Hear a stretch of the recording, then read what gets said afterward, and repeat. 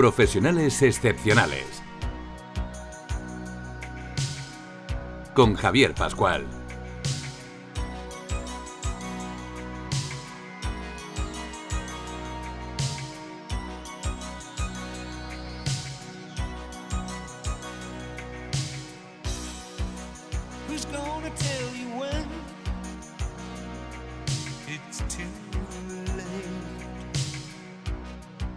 Con el patrocinio de la Fundación para el Fomento de la Innovación Industrial.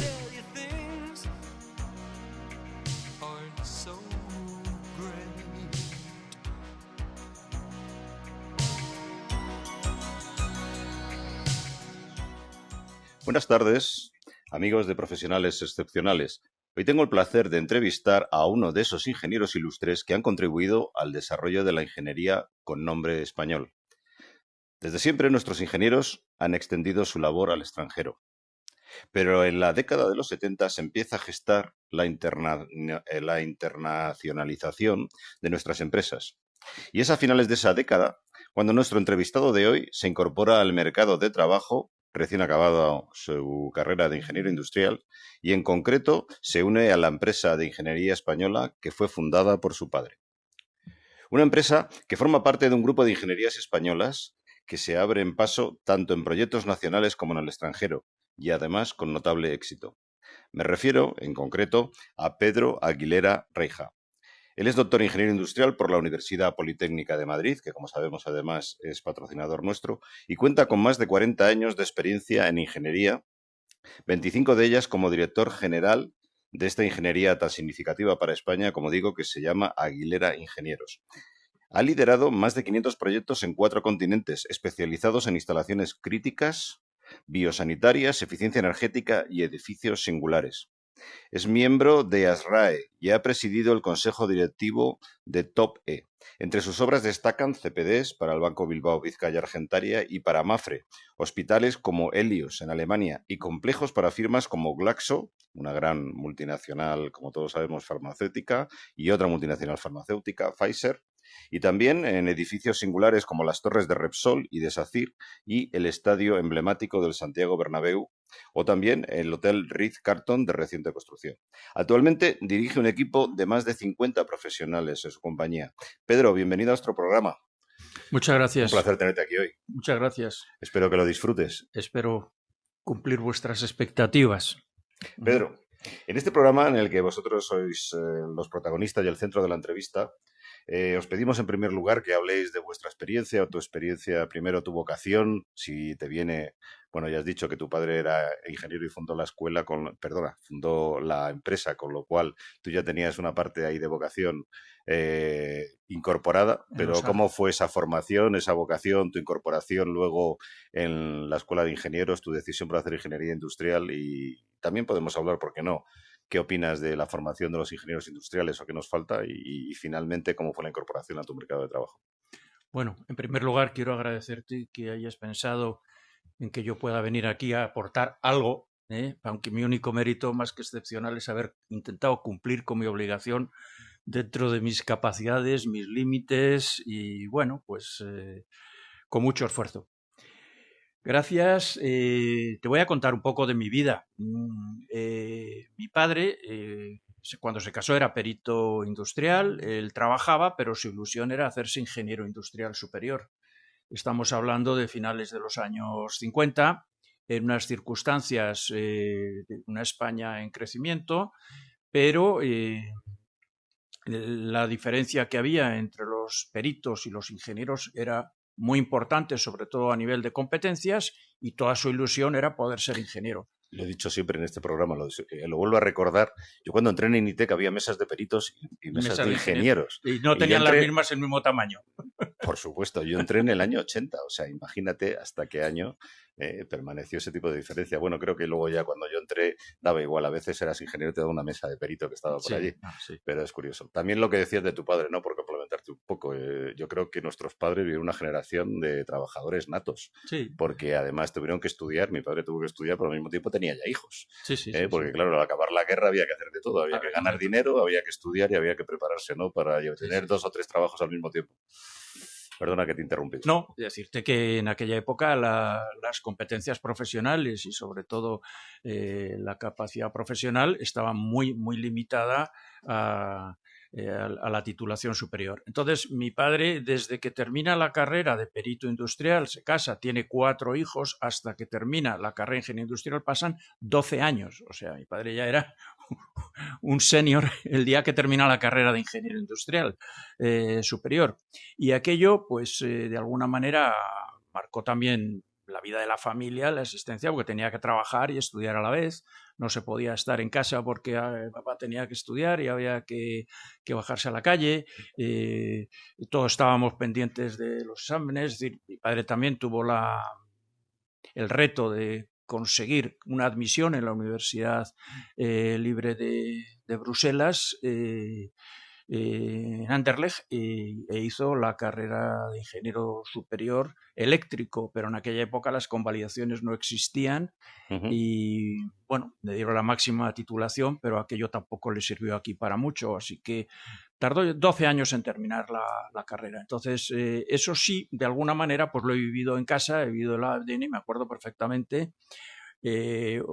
Una tarde a última hora de la tarde que suena el teléfono en casa y mi padre sale corriendo a coger el teléfono y era el director de la escuela de Lardo de la Madrid. Estábamos hablando del año 61. Entonces te llamaban, a mí nunca me llamaron para decirme que había Bueno, eran casos especiales porque era gente ya muy mayor que en la escuela, que sabía que tenía familia, que era muy importante y estaba yo y poco, en el fondo, la conversación. Enhorabuena, Aguilera. Ha sacado usted 20 sobre 20 en el proyecto fin de carrera, es usted ya ingeniero industrial, ¿no? La emoción de mis padres con aquel acontecimiento que habían preparado, luchado y sacrificado tantos años, pues fue un hecho que a mí me marcó, ¿no? Entonces, decir, ¿yo por qué soy ingeniero? Pues yo no tengo más remedio que haber sido ingeniero industrial por la Universidad Politécnica de Madrid, que era donde mi padre se formó, y además de la rama eléctrica porque era lo que había estudiado mi padre, ¿no? Pero no te arrepientes. De momento no. Bien.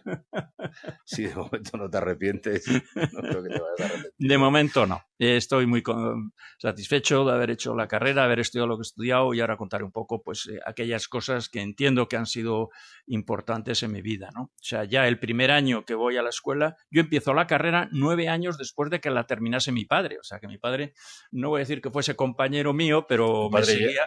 Tu padre, por centrarnos, ya había fundado... Ya había empezado la empresa, sí. La empresa de ingeniería. Y ya había empezado. Mi padre funda la empresa de ingeniería justo en cuanto termina la carrera de ingeniero. Él llevaba años trabajando en sectores pioneros en aquella época, como eran el tema de la climatización, la refrigeración. Se presentó un concurso de una cátedra internacional fundada por la UNESCO para crear una cátedra de Ingeniería Civil Mecánica, Termotecnia en la Universidad de Concepción en Chile, ganó el concurso y allí que nos fuimos, ¿no? Recién terminada la carrera de ingeniero superior, o sea, es decir, que tenía conocimientos y experiencia suficiente. ¿Estuviste en Chile entonces? Yo estuve viviendo en Chile, tenemos una hermana que nació allí y realmente los primeros proyectos pues se hacen en aquella época. Mi padre ya había hecho muchos proyectos, pero empieza su función profesional en el año 61, ¿no? El primer hotel que hace es el Tres Carabelas, que era un hotel con aire acondicionado de lujo en Torremolinos. Aquello era magia y ciencia ficción para la época, ¿no? Entonces es ahí donde empieza la empresa. Y la empresa al principio, pues era mi padre y la mesa camilla del comedor de mi casa, ¿no? Es decir, pero sin embargo él había adquirido una experiencia, había trabajado en la Carrier, había trabajado en otro tipo de empresas relacionadas con la industria frigorífica y eso pues le permitió tener unos conocimientos que en aquella época pues fue pionero de alguna manera en toda el sector y era un sector que iba a tener una trascendencia brutal debido al desarrollo de los años 60 con el turismo principalmente en la Costa del Sol, en Mallorca, es decir, hoteles donde con la afluencia del turismo se iba a dotar de unos medios y comodidades que entonces pues, los hoteles no tenían. Existía aire acondicionado, pero muy reducido, pues a cines o a la industria. Las máquinas frigoríficas eran tanques que se les echaba barras de hielo porque no había potencia eléctrica suficiente para arrancar un compresor. O sea, estamos hablando de los preliminares de la industria. Y aquello supuso un boom donde una gran cantidad de clientes, de referencias y de instalaciones. ¿Cómo os vinisteis de Chile a Madrid? Pues nos vinimos de Chile a Madrid porque mi padre tenía aquí muchísimo trabajo, cumplió los objetivos que se había marcado para ir a Chile, que fue crear la cátedra, montarla, dejarla organizada, siguió tutelando la cátedra desde Madrid 1 o 2 años más y él hacía ya trabajos en Chile para España, pero la cantidad de trabajos que venían los tenía que atender aquí directamente. Estamos hablando del año ya 62 y de alguna manera la demanda que había y la necesidad que había era tú importante. empezaste a estudiar allí, pero acabaste de estudiar No, yo era un niño, yo en Entonces, Chile 8 o 9 años. Pero sí que empezaste la primaria. Bueno, sí, yo había hecho la primaria. ¿Estudiaste allí algo? Yo estuve estudiando en Chile, en el Colegio Británico. Yo venía del Colegio Británico de España, fui al Colegio Británico también en Chile, y cuando llego a España, pues vuelvo a incorporarme al Colegio Británico. Años después, cuando empiezo la carrera, estamos hablando que como regalo de verano, pues mi padre me regala los libros de cálculo de Riaza y me da el Spivak para que me entretuviese el verano, ¿no? Entonces, yo he tenido la suerte de disfrutar de los medios que mi padre no disfrutó para poder ser ingeniero. Empecé muy joven, empecé la carrera, realmente no había cumplido yo los 17 años todavía cuando empecé, porque fueron aquellas épocas que era el preuniversitario y la carrera era una carrera corta de 5 años, aunque era una carrera muy difícil, pero bueno, es una carrera que de alguna manera yo, viendo el esfuerzo que había tenido mi padre, yo no podía tener excusas para no salir adelante, ¿no? Entonces, yo puedo contar que del tema de la carrera, la formación, independientemente de que en la escuela siempre ha sido muy rigurosa, muy determinante, mucha formación básica, que luego a lo mejor no ha tenido una utilidad práctica. Yo no he vuelto a hacer integrales elípticas en mi vida, ni ecuaciones. Eso lo decimos todos los de la escuela. Y yo lo más que he hecho en mi vida profesional, y creo que he trabajado muchos años de ingeniero de verdad, pues ha sido una regla de 3. O sea, quiero decir que es que... Pero las herramientas aprendidas en la escuela, la rigurosidad, la enseñanza, los valores de esfuerzo, de compañerismo, de sacrificio, de lucha, de competencia, de tolerancia, es decir, pues, tocó una época complicada, estaba Franco, eran los últimos años de Franco, la vida en la universidad era muy agitada, pero de alguna manera recuerdo que la formación era una lucha contra uno mismo, de superar los esfuerzos, de ilusión, de ganas, y entonces también en cuanto a los valores que la escuela nos podía formar, pues yo creo que estaban abrir herramientas para un mundo nuevo, desconocido. Tampoco nos impartían doctrina, es decir, nos daban herramientas, conocimiento para buscarnos la vida, y si no sabíamos dónde estaba algo, saber dónde ir a buscarlo, ¿no? Y eso yo creo que ha sido la enseñanza fundamental que hemos coincido encontrado contigo. en la y escuela, lo que tú has dicho, ¿no? antes, ¿no? La capacidad para superar al desánimo. Sí, la capacidad de superar el desánimo, el esfuerzo, el sacrificio.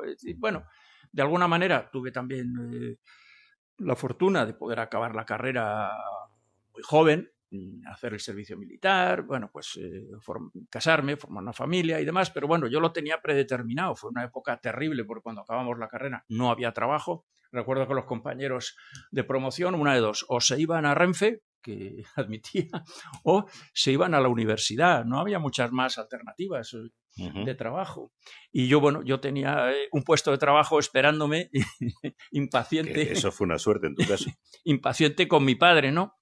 Y mi padre, bueno, pues aparte de ser... Tu padre ya tendría gente trabajando con él, no sí, estaría mi padre solo. ya tenía la empresa en el año 77, que terminó la carrera, pues tenía una empresa con 25 o 30 personas, o sea que ya había hecho proyectos muy importantes y de referencia dentro del sector, laboratorios farmacéuticos como Pfizer o el Banco España, por ejemplo, la ampliación del Banco España, o centros de proceso de datos.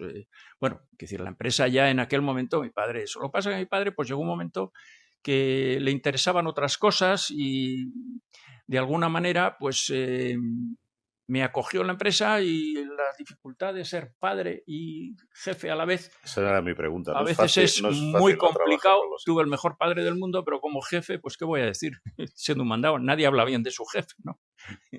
Entonces, bueno, la suerte que tuve es que tuve la posibilidad de aprender lo que no está en los libros. Siempre mi padre me decía, nada de lo que hagas será suficientemente bueno, la exigencia, la integridad, los valores, la seriedad, la responsabilidad, el ponerse todos tus recursos y toda tu disponibilidad en manos del cliente, cambiar de perspectiva. Bueno, y luego una cosa que en la vida sí me ha dado a mí mucha luz, ¿no? Y es la humildad. O sea, para aprender en esta vida y en la profesión de ingeniero hay que ser muy humilde, porque no se sabe muchas veces qué es lo que hay detrás. Y la única manera de aprender es la humildad. Sé que no sé, tengo que reconocer los errores. A un cliente no se le puede ir contando un chisme de que uno sabe y luego no sabe, sino cuando uno no sabe algo, pues hay que decirlo, no lo sé. Ahora, cuando yo me equivoque, será usted el primero en enterarse que me he equivocado, porque voy a ser honrado y voy a ser directo y voy a ser transparente, ¿no? Y bueno, pues esa ha sido mi escuela. Antes de que pasemos a tu empresa y nos cuentes todas las cosas que habéis hecho, ¿qué notaste que no te habían formado en la escuela y que podría haber sido bueno de todo lo que tuviste que aprender luego trabajando con tu padre? Pues a ver, yo siempre lo he dicho, en la escuela nos daban una formación muy profunda en determinadas áreas. No salías de la escuela en absoluto formado en ninguna especialización. Yo creo que eso es un poco el problema de la Universidad Española, por lo menos en aquella época, ¿no? En aquella época había ramas de la ingeniería que uno salía formado. Por ejemplo, en la rama eléctrica uno salía directamente para producir al día siguiente, pero había otras ramas donde una tecnología no se aprendía, no se podía aprender en la escuela por falta de programa o por falta de o porque como es una carrera tan amplia no puede tocar uno todos los palos. Pero sin embargo, aquella enseñanza basada en podernos batir el cobre con problemas complejísimos, dificilísimos, que había que aprender métodos y había que poner recursos extraordinarios para resolverlo y que luego eran fruto de una idea feliz y de una resolución complejísima y que solo tenía una solución, pues sí, aquello era un entrenamiento, pero luego en la vida real, y es un poco lo que yo he visto, en la vida real el verdadero problema no es resolver el problema. En la vida real, y por lo menos en una ingeniería, es cuál es el problema que tienes que resolver. Eso es clave, porque muchas veces pones a resolver problemas que no son los que se necesitan, no son los que el cliente o no son los que se esperan o no son aquellos para los cuales tu formación está dotada. Entonces, en la vida real, el poder identificar cuál es el problema que tengo que resolver es clave.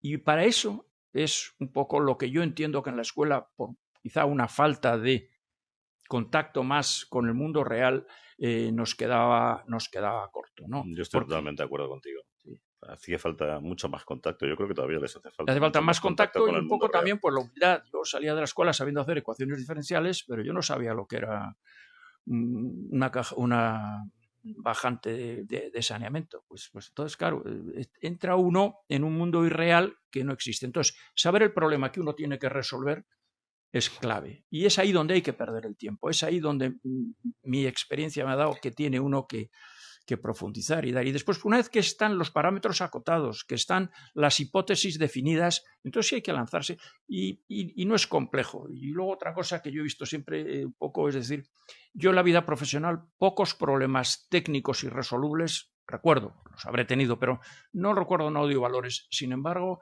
en la escuela, la formación del ingeniero, puesto que tiene una vinculación brutal, no estamos hablando del campo de la investigación, estamos hablando del campo de la aplicación práctica de la ingeniería en procesos, en sistemas, en elementos que faciliten la vida a la sociedad.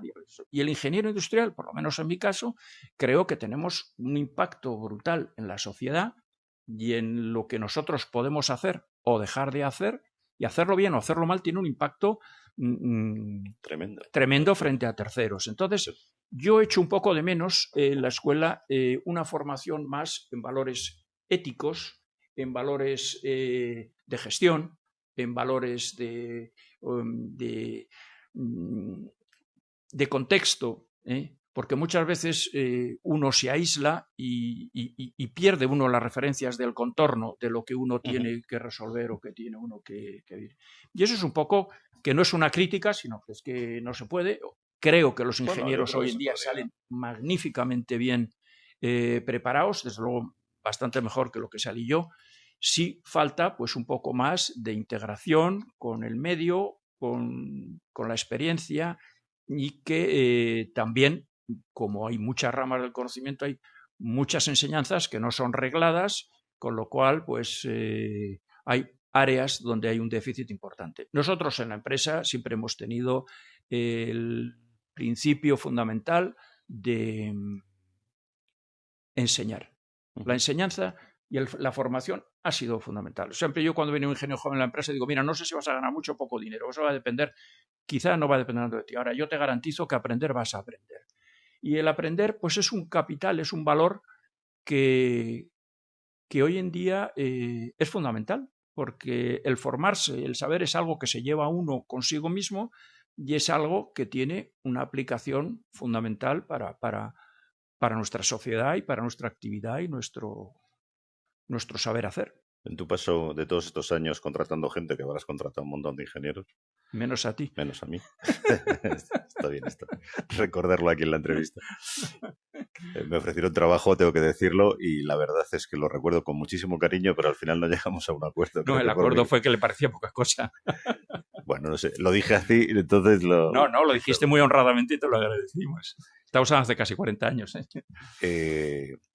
¿Crees que realmente tiene que evolucionar la formación de los ingenieros con todo este cambio que está haciendo, los grados, Bolonia, los másteres que todo el mundo quiere hacer, la preparación para el tema de las nuevas tecnologías, la inteligencia artificial? Ya. Bueno, ¿Cómo ves el futuro de la ingeniería? Yo veo aquí, siendo un poco realista, claro, cuando uno está después de 40 años un poco de vuelta, es decir, hay que huir de las modas. O sea, hoy está de moda la inteligencia artificial, que es fundamental, no lo discuto. Está de moda la sostenibilidad, está de moda la renovable, está de moda todo esto, pero eso cómo se come. Porque luego al final, o sea, la inteligencia artificial está muy bien, pero hay que sacarla partido. Está muy bien la energía renovable, pero la energía renovable no es poner unas placas solares y que están ahí muy bonitas y unos molinos de viento. Es decir, todo eso hay que integrarlo, hay que meterlo dentro de un sistema y hacerlo. Entonces, yo creo que se da mucha importancia a lo que es la tecnología básica de estos sistemas, pero se pierde un poco la función de contexto de la integración de todos estos sistemas dentro de la propia desarrollo de evolución de las instalaciones electromecánicas, que es un poco al sector que yo me he encargado. Yo he hecho mucho en falta que en un mundo que tenemos un problema de transición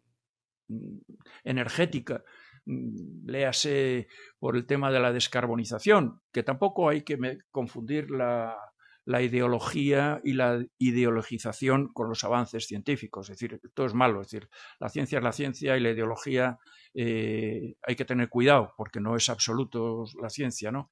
Entonces, el poder formarse en nuevas áreas con todos los temas estos térmicos, con los temas de la transición energética, la descarbonización, la eficiencia energética, el cambio del paradigma, porque con esto del pseudocambio climático nos queremos cargar de la noche a la mañana todo el mundo de la energía actual, el mundo energético, y eso no se puede hacer de la noche a la mañana. O sea, no de la noche a la mañana vamos a tener el hidrógeno verde, que va a ser la solución milagrosa. Que creo que yo te digo mi opinión, creo que los políticos van por un lado y no escuchan bien a los que estamos detrás de las empresas de ingeniería y a los fabricantes. Claro, entonces, yo creo que ese es el gran problema. Entonces, yo echo de menos en este momento, y yo formo parte de ASRAE, el American Society de Heating, Refrigerating y Air Conditioning Engineers.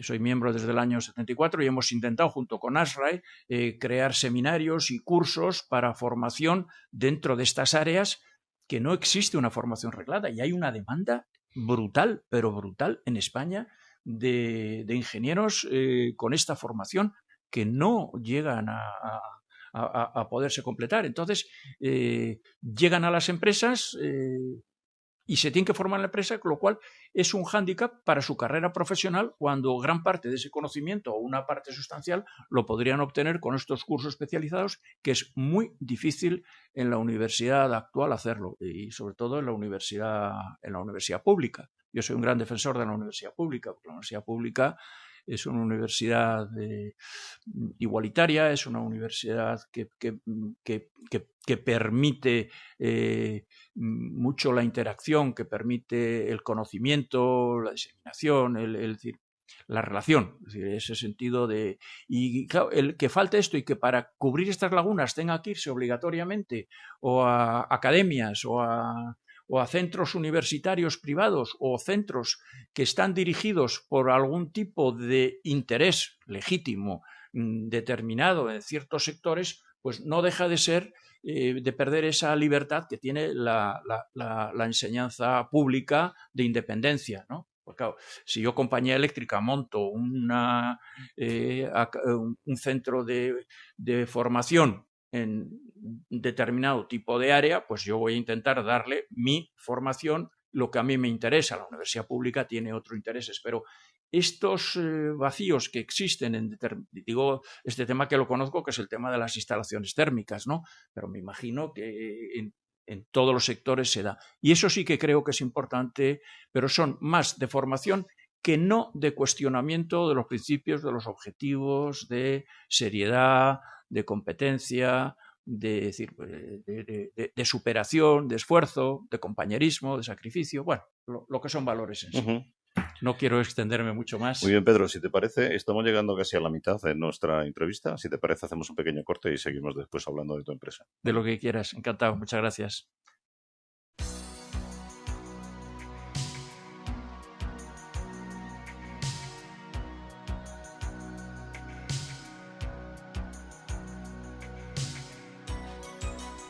De la vanguardia tecnológica a tus oídos.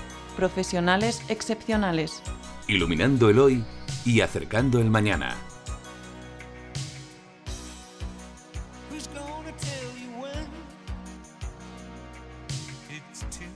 Pedro, te voy a invitar a una cosa. Tu empresa forma parte de la historia de España. Así que te invito a que nos cuentes un poco la historia de España a través de los proyectos que habéis ido haciendo y que habléis un poco de cómo se tampoco lo he dicho, te lo dejo, ya entre tú y yo no vamos a lograrlo, así que lo dejamos ahí, la globalización, que queda mucho más fácil de las empresas, como lo habéis vivido vosotros, en qué países habéis, las dificultades sobre todo, tratando tampoco también un poco de inspirar a los que nos escuchan, que nos hagas un poco el relato, ¿no? de tu vida laboral, porque han sido 47 años, ¿no? Sí, pero puedo empezar un poco antes con los orígenes de la empresa, que de alguna manera en el año 61 los primeros proyectos que salen son pues los temas de climatización. Mi padre era un experto en ingeniería eléctrica y en experto en maquinaria eléctrica, en máquina eléctrica. Uh-huh. Echó los dientes trabajando y bobinando motores y reparando motores en talleres, o sea que se conocía la ciencia, pero realmente a él lo que le dio el salto fue el tema de la climatización. Y el tema de la climatización vino de la mano del gran desarrollo de turismo, donde se hicieron un montón de hoteles en la Costa del Sol, desde el Meliá Don Pepe se hizo. Te voy a preguntar una cosa que es importante, que nos pasa a todos, a los que han sido emprendedores sobre todo. ¿Cómo se producen esos saltos? ¿Es una casualidad? ¿Él pensó que debería de entrar en ese área, estando metido en pleno en el eléctrico? No, ¿Fue por amistad con alguien que le dijo esto puede ser un negocio importante? No, bueno, esto era la historia de mi padre, él cuenta que de alguna manera el día que terminó la carrera de ingeniero en la empresa donde estaba tenían miedo en la sucesión y le pusieron en la calle. Entonces dije, pues yo de lo que sé hacer es esto, y él sabía hacer, trabajaba bien en los temas de climatización. Entonces dijo, bueno, pues en lugar de trabajar por una empresa voy a intentar buscarme la vida, ¿no? Uh-huh. Y allí fue que él ya empezó la empresa, que yo no había cogido antes, ya empezó con climatización. Sí, el primer proyecto que hace mi padre es el proyecto de instalaciones del Meliá, el Tres Carabelas, que era un primer hotel de lujo que se hace en la Costa del Sol, y van con climatización. El de la inauguración, la gente allí, pues aquello era magia. O sea, el aire acondicionado, se compraban barras de hielo, se echaban en un aljibe de agua y con unas bombas se pasaba a través de unos serpentines y bueno, aquello era en la Costa del Sol. Conseguir en plena canícula del mes de julio esas condiciones, pues aquello fue una llamada donde le llovían los proyectos. Los clientes llegaban a mi casa y claro, la oficina de mi casa era el comedor.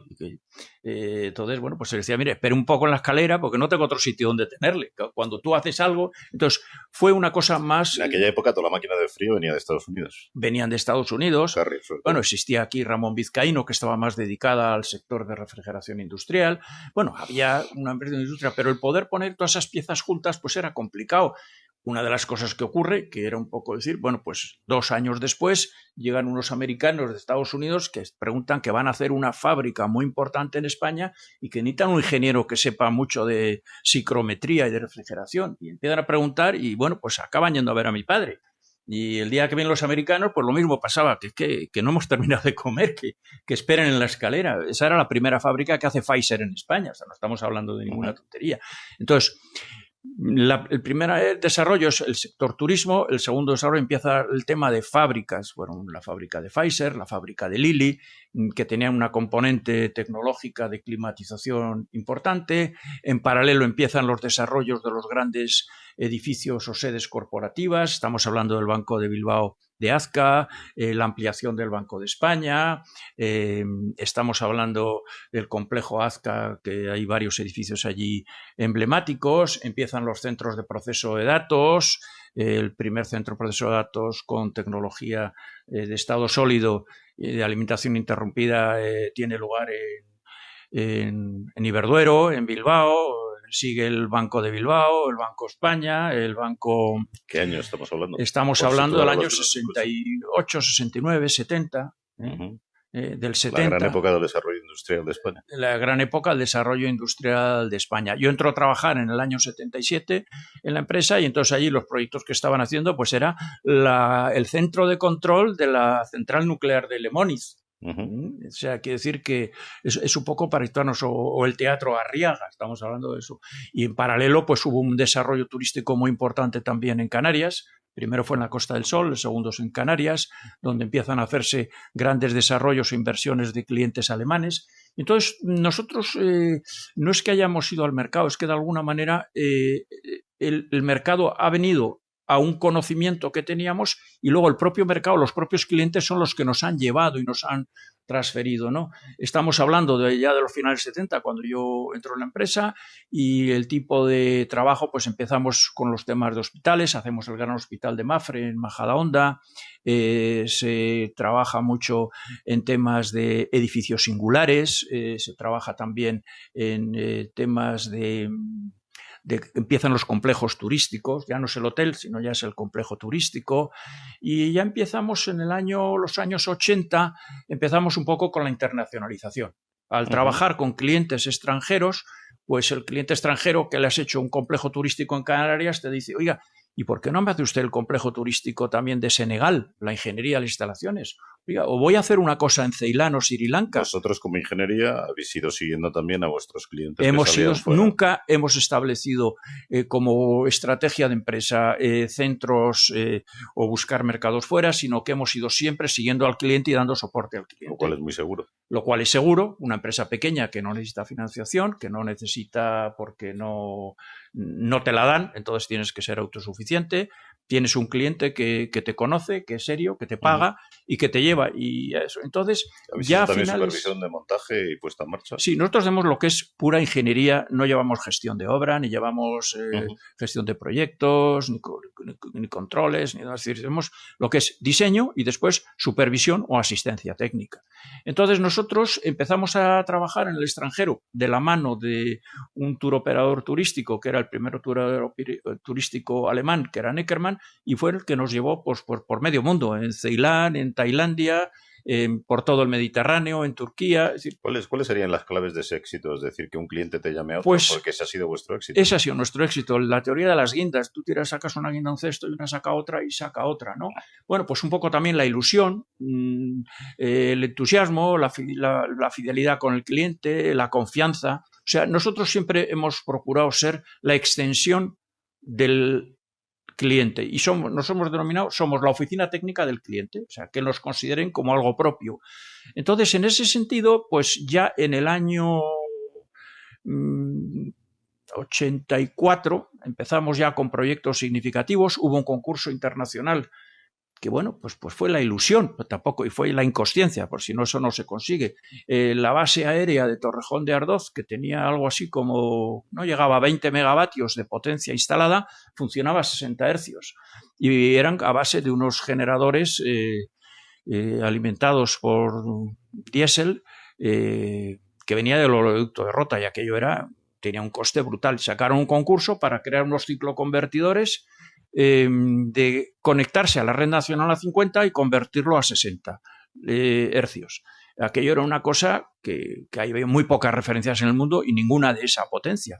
Y se planta un concurso donde yo veo la cicloconversión, digo, hombre, pues esto lo he estudiado en las escuelas, esto no tiene que ser muy complicado. Fui a ver a mi amigo Alonso, le hice el catedrático don Ángel Alonso Matías Rodríguez, y le pregunté 3 o 4 preguntas clave que tenía para el examen que me iban a hacer los americanos. Y bueno, pues me vieron un chaval joven, mi padre me dijo, le pedí permiso, me dijo, no seas iluso. En el fondo era romper un poco el tema de clima, ¿no? Porque sí, bueno, era romper, era pues por dónde iba el mercado, la cosa. Bueno, el clima fue al principio, pero después los centros de proceso de datos, el tema eléctrico, el tema de protección contra incendios, ya era eso. Entonces, en este caso concreto, pues bueno, pues nos enfrentamos a compañías internacionales donde había pues grandes ingenierías americanas con mucho no sé qué tal cual, pero de esto no habían hecho prácticamente ninguna, porque es que no había ninguna, y nosotros teníamos una ventaja. Yo tenía ganas. La teoría me la conocía bien, por lo menos para aparentar y vender que sabía, aunque no sabía demasiado.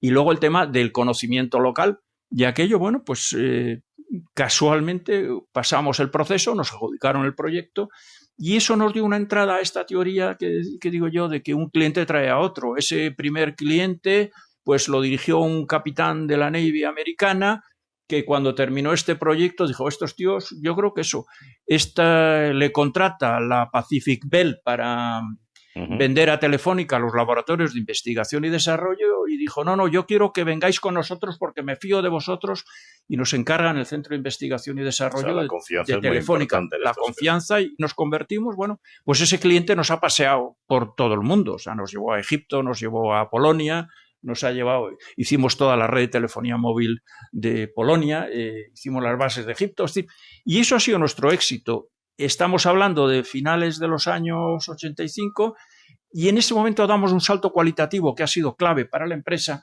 que es agruparnos con otras ingenierías similares a las nuestras dentro de la Comunidad Europea, incluso de Estados Unidos, y formamos en aquel momento lo que se llamaba una integración europea de ingenieros consultores dentro de nuestra especialización electromecánica. Esto fue en el año 89. Y esto pues fue un éxito porque nos permitió abrir el mercado internacional, poder compartir clientes entre nosotros mismos y dar soporte a un cliente alemán en España, a un cliente español en Italia. Entonces, esto nos abrió dentro de las limitadas posibilidades. Nosotros éramos los más pequeños del grupo, luego este grupo he llegado a ser yo presidente del comité de dirección del grupo durante bastantes años.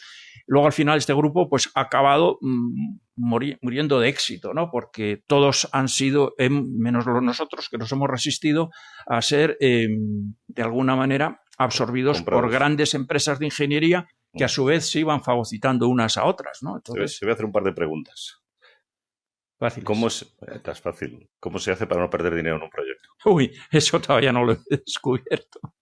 En un proyecto se puede perder dinero, lo que no se puede perder es al cliente. Eso es una regla de oro, porque pierdes el dinero y el cliente. Entonces, para no perder dinero es mejor no llevarse el proyecto, a hacer un proyecto bajo pérdida, salvo que uno tenga una estrategia de poder recuperarlas a largo plazo o crear un nuevo cliente.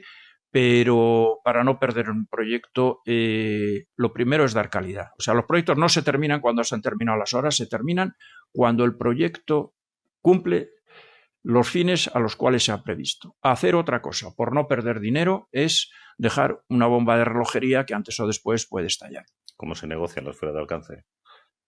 Con cariño, paciencia. Se negocian con cariño, y muchas veces el perder o no perder dinero en un proyecto es cuestión de reclamar o no reclamar los adicionales que se llaman, ¿no?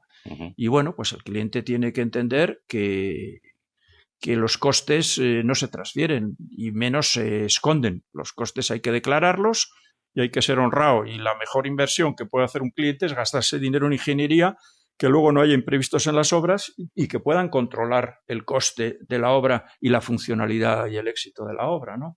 Y terminando un poco por el tema internacional, por cerrar, esto nos ha llevado a poder trabajar en todo el mundo. El último gran proyecto que hemos hecho ha sido un mega hospital para un cliente alemán que es un hospital de referencia en Alemania. Lo acabamos de terminar hace 6 meses, ¿no? ¿Y esto por qué ha sido posible? Pues primero, porque uno tiene el conocimiento. Hemos aprendido mucho el tema de normativa internacional dentro de nuestra especialización en nuestro sector. Y luego también el tener los contactos suficientes como para poder dar apoyo local a un cliente fuera. Entonces, eso nos ha servido mucho, esta red de contactos y de ingenierías que establecimos en el año 89, que nos ha permitido poder trabajar en igualdad de condiciones con clientes o con ingenierías nativas y teniendo una flexibilidad que a lo mejor esas grandes pues no lo tienen. Entonces, el tema de competencia en el exterior, no tenemos problema. ¿Cuál es el problema? Que no podemos gastar los recursos en obtener proyectos en el exterior, sino que siempre vamos a proyectos que nos llama o que nos ha llamado el cliente. Hemos trabajado en Estados Unidos, hemos trabajado en Irán, hemos trabajado en Sudamérica, hemos trabajado en México, en África, en Uzbekistán, en Bakú, ¿no? Bueno, es decir, que la internacionalización es muy importante. Creo que estamos en igualdad de condiciones, no hay que decirlo, siempre y cuando los temas locales tenga uno la humildad suficiente de no ir a dar lecciones a ningún lado, sino escuchar cómo se hacen las cosas en otro lado e intentar flexibilizar y adaptarse a lo que necesita el cliente. Tu percepción, Pedro, es que nuestro nivel de ingeniería es tan bueno como el de cualquier otro país desarrollado. Desde luego, tan bueno o mejor. O sea, que decir, eso no. El problema es que la ingeniería en el extranjero se paga muy bien y la ingeniería en España cuesta. Ese es un tema que tú y yo hablábamos el otro día. Analizar la ingeniería al final por el coste de adquisición y olvidarse de los costes de operación, porque al final un proyecto mal hecho es un coste de por vida y una hipoteca de por vida. Es una hipoteca de por vida. Lo que pasa que, bueno, pues el mercado en España, por lo menos, lo que tengo es que está enfocado de otra manera. Es decir, un 1% del valor de un proyecto dedicado a la ingeniería es una cantidad ridícula, pero es una cantidad muy importante para poder hacer bien o mal un proyecto. Luego, un proyecto mal hecho se desvía un 10% y parece que es un éxito porque se ha controlado el coste. La experiencia nuestra en el extranjero es que no te perdonan que se vaya ni un 1%. O sea, que decir, prefieren pagar upfront, como dicen ellos, que no haya costes ocultos y poder cumplir con garantía. Claro, yo tengo la experiencia en Alemania que nos equivocamos al poner unas compuertas cortafuegos al revés y es que me he equivocado. Y dice, sí, ¿y eso cómo se guisa? Y digo, pues mire, va a costar tanto el cambio, sáquelo usted de su bolsillo. O sea, que decir que el tema de la responsabilidad civil y las obligaciones pues es importante. Entonces nosotros nos hemos buscado unos nichos de mercado donde tenemos una cierta competitividad y podemos dar un valor diferencial o añadido al proyecto, unido a una especialización dentro de nuestros nichos de actividad, que hoy en día pues puede ser el tema hospitalario complejo, el tema biofarmacéutico, salas limpias, el tema de centros de proceso de datos, centros de emisión crítica, bueno, una serie de nichos dentro de nuestro mercado que cuando empezamos pues eran edificios de oficina. Hoy en día, lamentablemente, un edificio de oficinas tenemos una competencia que no podemos, que no compensa una ingeniería de detalle como lo que podemos hacer. Y sin embargo, pues tenemos que meternos en cuestiones complejas, difíciles, no proyectos importantes ni grandes, sino proyectos complejos. Otra pregunta, Pedro, ¿cómo se hacían los proyectos antes de los ordenadores y después? ¿Cómo has vivido ese cambio? Bueno, vamos a ver. La ventaja antes de los proyectos, que no había ordenadores, es que uno funcionaba mucho por referencias, funcionaba mucho por intuición. La regla de cálculo daba el orden de magnitud. No se equivocaba uno porque tenía la percepción y tenía la sensibilidad del resultado, porque uno ya iba cogiendo oficio, iba cogiendo potencia. Posteriormente, los ordenadores han permitido hacer muchísimo trabajo que antes no se podía hacer con ese grado de detalle, pero por contra ha perdido mucho la interpretación, la validación y la, de alguna manera, consolidación de los datos y de la información. Hoy en día se aprieta una tecla y uno lee, pues este equipo tiene una potencia de 3.228,3. Yo la pregunta que hago es decir, ¿pero tú has visto alguna vez 28,3 kilocalorías sueltas? Eso no existe, ¿no? Entonces, es decir, se pierde la realidad y si te has equivocado no te has enterado. Exactamente, yo creo que el gran problema es eso, eso, grandes errores que se pueden hacer porque al final pierdes la percepción de lo que estás haciendo. Pierdes la percepción de lo que se está haciendo. Hoy en día, una cosa que ha avanzado mucho y ha ayudado mucho a los ordenadores es la simulación virtual. Hoy en día se trabaja con gemelos virtuales, no hacemos ensayos reales, que hacemos una instalación de climatización, apretamos, vemos si funciona o no. Eso no lo podemos hacer, pero sin embargo, en una simulación virtual lo puedes hacer. ¿Cuál es el problema de esto? Que los proyectos nunca se consolidan, están siempre en movimiento. Entonces tú puedes simular las interferencias, la coordinación, la integración espacial de las instalaciones o de los medios o de los equipos o del funcionamiento o la visualización. Tienes herramientas maravillosas, pero no existe como antes, que se trabajaba en un papel cebolla y a la tercera que raspases con el Gillette, pues se te había hecho un agujero el papel. Pero entonces, antes de tomar un cambio, se pensaba. Hoy en día se cambia y luego se piensa. Y eso a veces pues tiene sus riesgos. Eso es muy bueno lo que has dicho. Hablabas antes de otra cosa que a mí me resulta curiosa, tengo mi opinión, pero me gustaría contrastar la tuya. Hemos hablado de los ingenieros en España. Más que la ingeniería, yo estoy hablando también de la forma de ser de nuestros ingenieros en los contratistas, ¿no? Se me quejaban, me acuerdo mucho, los franceses, ¿no? Que decían, ¿cómo podéis dejar que entren aquí en la época de Solar? No voy a decir los nombres, pero que entraban. Bueno, yo creo que, resumiendo, los españoles somos, yo creo que tenemos una cultura de ingeniero muy heredada de los alemanes, sí, por un lado. Pero por otro lado tenemos la gran creatividad que nos da el ser más latinos y menos españoles y menos cabezas cuadradas que los alemanes. Cada cultura tiene sus ventajas y sus inconvenientes, lógico. Y yo creo que el español, tiene esa gran virtud de que es capaz de improvisar en el último minuto y resolver los problemas, ¿no? Sí. Que es lo que me decían siempre y se quejaban nuestros amigos franceses, que ya sabes que son muy de... Sí. Il faut réfléchir. Hay que hacerlo bien y luego no te puedes equivocar además porque hay que hacerlo bien desde el principio. Eso sí, pueden tardar un par de meses en empezar. El español llega, tienta, lo ve, lo improvisa al final y siempre termina acabando razonablemente bien, ¿no? Razonablemente bien. Pero ¿Estás de acuerdo con eso? Vamos a ver, yo estoy de acuerdo y no estoy de acuerdo. El problema que tenemos en España, que no tienen, por ejemplo, en Estados Unidos o en muchos otros países, es la normativa. Aquí cada pueblo que se precie saca una normativa medioambiental que tiene un departamento que depende de otro departamento, con lo cual crea un desgaste brutal. Y entonces es imposible conocerse todas las normativas, todo lo que sea, y está uno siempre improvisando, y luego al final los resultados son inciertos.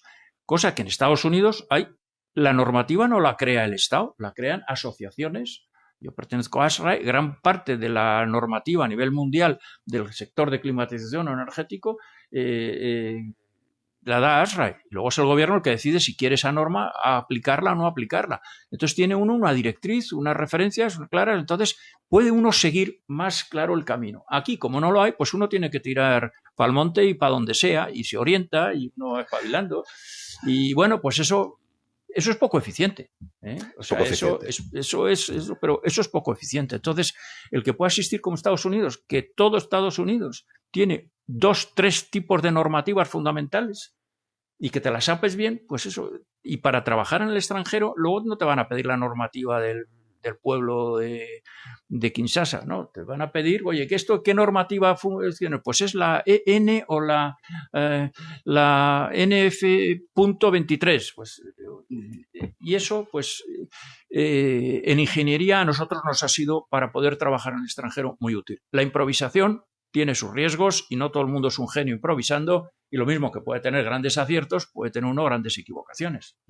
Que pueden costar mucho dinero. Y que pueden costar mucho dinero. Y se aprende de los errores, de los cuales no voy a contar aquí, pero también. Si te puedo contar de haber vendido media tensión en España que no se podía instalar por EDF, por la compañía eléctrica de Francia. Instaladores que nos la han comprado. porque los precios de aquí eran mejores que lo que los estaba dando Francia, lógicamente, Claro, sí. porque teníamos los equipos al nivel de precio español. Aunque eso de la armonización de precios en Europa no es tan claro, sobre todo con las compañías eléctricas y los equipos de media tensión. Pero bueno, al final cosas tan sencillas como al final se resolvió porque todo al final revisando se resuelve. Pero al final, bueno, los costes son los que son. ¿Qué me dejo? No sé si quieres contar algo más de tu No, empresa. contar si queréis un poco más de los proyectos últimos que hemos desarrollado, los grandes centros estos de los rascacielos de la Torre Sacyr, sé breve que te quiero hacer las últimas preguntas. O la Torre de Repsol, Foster o demás, o incluso pues la remodelación del Estadio Santiago Bernabéu, o proyectos emblemáticos. La última. ¿El último proyecto? Bueno, no, los últimos. No, la del Bernabéu es el último. Bueno, sí, de momento sí. Y está funcionando, ¿eh? Lo que hemos hecho nosotros que funciona. Se mueven además al suelo. Bueno, es que la ingeniería que no haya participado en el Bernabéu es que no está, pero bueno, ahí hemos participado todos, o sea que no. No, los últimos grandes proyectos que hemos hecho han sido 2 megafábricas, una para Nivea, que empezamos la primera en el año 85, luego se le hizo la fábrica de Estados Unidos y la fábrica de Polonia, y ahora hemos rehecho la fábrica de Tres Cantos, que es la referencia mundial a nivel de Nivea, de automatización, de sostenibilidad, de protección, de todo, ¿no? Y seguimos trabajando allí. O el primer edificio aséptico después de 60 años que se hizo para Pfizer, el primero mítico del año 63, 64, que mi padre le llamaba el Pandemonium, pues ahora hemos hecho el primer fábrica aséptica que ha hecho Pfizer en España. Estamos también trabajando en laboratorios de bioprotegidos de clasificación ABSL4, que es el nivel más alto que existe, que en España todavía no hay operativo ninguno. Vamos a sacar un centro nosotros, se está terminando un centro que estamos terminando de poner en marcha, y bueno, pues es un poco por ahí por donde vienen las referencias últimas. Es decir, el mercado ha cambiado radicalmente de los primeros hoteles, que era la climatización, a ir a temas de biosanitarios, de protección biológica o de centros de emisión crítica, centros de proceso de datos, etcétera, etcétera, ¿no? Hay que ajustar y innovar y especializarse y dedicar muchos recursos y sobre todo formación, formación y formación. Sin formación no se va a ningún lado. Vamos a hablar de gestión de personas, bueno, de liderazgo. Eso es lo más difícil. Eso es lo más difícil. ¿Qué has aprendido? Eso es lo más difícil. Bueno, vamos a ver. Los problemas, como he dicho antes, que yo he podido tener en la vida profesional no han sido problemas técnicos, han sido problemas éticos, de valores y sobre todo de personas. Es muy difícil. Yo, para mí, pertenezco a la Asociación de Directivos Cristianos, para mí yo pongo en el centro del universo al hombre. Y el hombre, que es el capital humano, es el capital más importante, no es una máquina, es un ser que hay que tratarle con sumo cuidado, que es valiosísimo, que es irreemplazable, que es irrepetible, no hay dos personas iguales. Y entonces, si uno parte de la base de la centralidad de la persona, de los valores de la persona, del respeto, de la integridad, de la honestidad, del compromiso. Y luego hay otro tema que también es importante, yo lo llamo la misericordia. O sea, que decir, para mí una escuela fantástica de manejo y de tratar a la gente es la escuela de la misericordia, ¿no? O sea, decir, no hay mejor decálogo que decir, enseñar al que no sabe, corregir al que yerra, dar buen consejo al que lo necesita, consolar. Es decir, el trato humano de las personas, porque al fin y al cabo los que producimos de alguna manera con un capital humano, que no es una máquina que aprieta un botón y le da a uno un resultado, el tratar ese objeto, ese elemento tan, he llamado objeto, perdón, ese elemento tan cuidado y tan especial como es el ser humano, es fundamental. La integración de los valores, el compromiso, el ejemplo. O sea, hoy en día el liderazgo no lo dan los maestros, lo da el testimonio, lo da el ejemplo. No quiero aquí dar ningún tipo de lección de nada. Yo os hablo nada más un poco de mi experiencia. O sea, es decir, no se puede exigir honestidad si tú no das ejemplo de honestidad. No se puede elegir compromiso o sacrificio si tú no das ejemplo. No se puede exigir compromiso por la otra parte si tú no ayudas a superar las dificultades a la otra persona. Entonces, nosotros, que hemos aprendido mucho en la formación de la gente, de los compañeros, hay un déficit enorme de conseguir talento, Pues nosotros nos hemos dedicado, como decía el Evangelio, a dar gratis lo que ha recibido gratis. Hemos recibido una oportunidad única de aprendizaje dentro de nuestro sector y lo que ofrecemos al que viene a nuestra casa es ofrecerle eso que vale más que un salario, es ese know-how, que muchas veces más que el know-how lo importante es el know-why, el enseñar el porqué de las cosas y por qué las cosas se hacen de una manera y no se hacen de otra, y lo que es la formación, porque todos tenemos, no nacemos sabiendo, y el tener esa oportunidad de formación y de alguna manera poder afianzarse con valores en el conocimiento es la herramienta más valiosa que uno tiene para desenvolverse en la vida. No sé si me he extendido un poco. No, Pedro, no te has extendido en lo más mínimo y creo que además son muy sabias tus palabras. No, las escobas viejas, las nuevas barren muy bien, pero las viejas sabemos dónde está el polvo. Esto es muchos palos que le han dado a uno y empieza uno a... ya. Lo que pasa es que esta vida es única. Ahora, si pudiésemos volver a empezar, lo haríamos quizá de otra manera. No sé yo. De todas formas no vamos a tener la oportunidad. ¿Tú crees? Con lo cual yo creo que hay que plantearse por si acaso. Y si la tenemos luego, mira, pues ya veremos.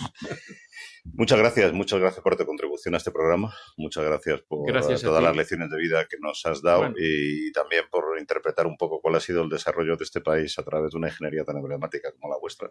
Y mi enhorabuena por haber logrado llegar hasta aquí y seguir todavía con el cariño de vuestros clientes, que como tú bien has dicho, no es fácil. No es fácil. Una ingeniería además del tamaño vuestro y mantenerse en un tamaño relativamente pequeño y seguir vivo. Y seguir vivos, independientes, tal, siempre la tentación de aspiro a más, me quedo donde estoy, sigo. Bueno, el día a día, lo principal es llegar a fin de mes, que eso es el verdadero éxito. Muchas gracias. Muy bien, gracias, Javier. Pedro. Ha sido un placer estar aquí con vosotros. Te agradezco. Gracias.